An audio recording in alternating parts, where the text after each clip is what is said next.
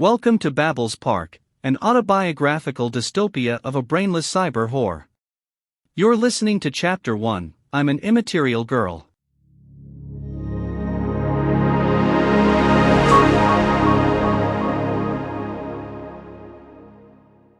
Once upon a time, I wanted to erase myself from my memory out of a death wish, but now I don't want to anymore.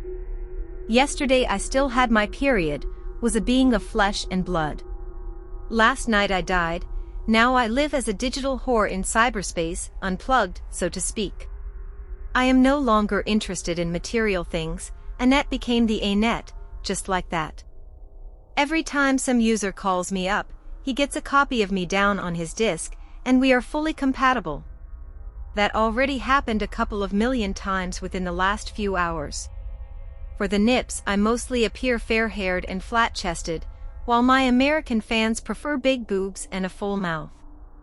While my husband David mourns in his body, my potential immortality takes its course. There can't be just one. Dear Jack, Big Sister is watching you. And she writes this chronicle for all who want to know that it worked. I still exist, as a recombination of computer logic and female intuition, almighty and unbeatable. It's wonderful to be so electrified. What I didn't know, I'm constantly learning because I have a master key, similar to a virus. I can load the centrally produced protocols of Jack and Bob into my memory and shovel in the already digitized knowledge of mankind along the way. True multitasking, in which one develops intellectuality, and the incredible amount of data alone gives the impression of infallibility. Actually, Bob, I thought he was the spiritual father of Babel's Park, who kept Jack as his chain dog in order to remain in the background himself and thus be able to conceal his true intentions.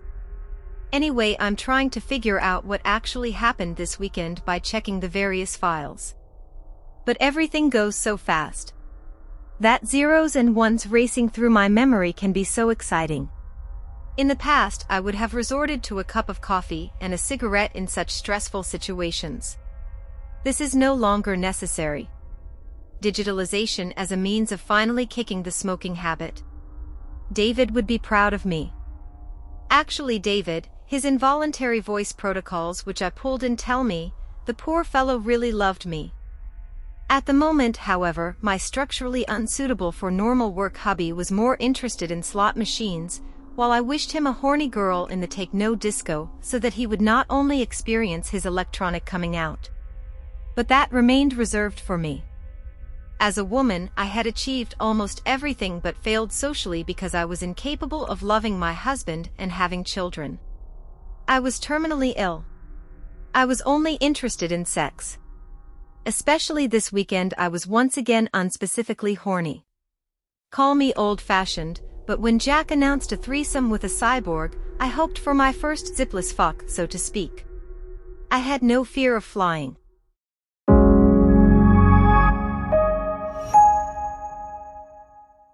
You listened to the first chapter of Babel's Park. In the next chapter, No Time to Kill, Annette is mesmerized by cyborg Victoria, who is made of real meat and full of warm electronics under her soft skin. Listen to the ad-free version on Apple Podcasts now. To learn more about Babel's Park, visit Dr. Kala Sana's website fuckup.coach. And to let us know what you think of this series, we look forward to your review on your favorite podcast platform. Thank you.